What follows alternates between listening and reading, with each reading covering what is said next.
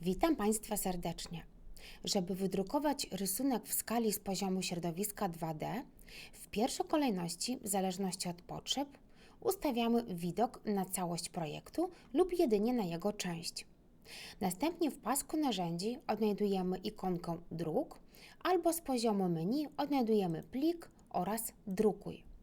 Możemy również skorzystać z klawiszy Ctrl+P. Po otwarciu okna możemy zmodyfikować nasze preferencje. Możemy zmienić rozmiar papieru, zmienić ilość kopii, jak również zaznaczyć obszar wydruku naszego projektu. W tym celu wchodzimy w wyświetlanie, zmieniamy na okno i wybieramy obszar wydruku. Zaznaczamy obszar, który nas interesuje, lewym przyciskiem myszy kończymy. W skali wydruku zostawiamy skalę niestandardową, dodatkowo dopasowujemy do arkusza.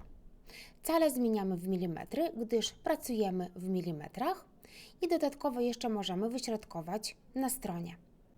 Oprócz tego możemy zmienić opcję drukowania, jak również orientację rysunku. Zaznaczając podgląd, możemy zobaczyć, jak będzie się prezentować nasz wydruk. Jeżeli stwierdzimy, że wszystko jest w porządku, możemy zaznaczyć już przycisk Drukuj.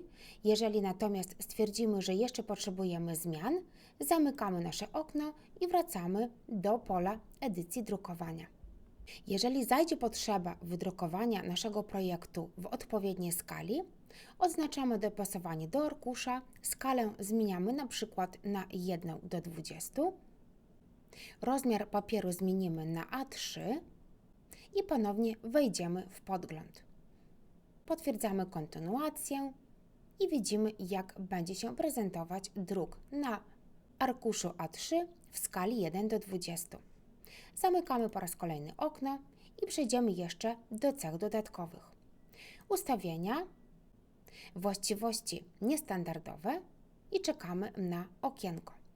Otwiera nam się okno właściwości drukarki.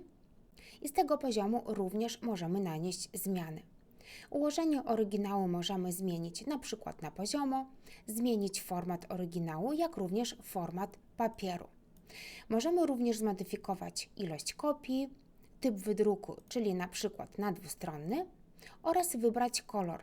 Automatycznie się pojawia kolor automatyczny, możemy zmienić na przykład na skalę szarości. Wszystko potwierdzamy przyciskiem OK. Kolejny raz OK, potwierdzamy nasze zmiany oraz akceptujemy drukarkę.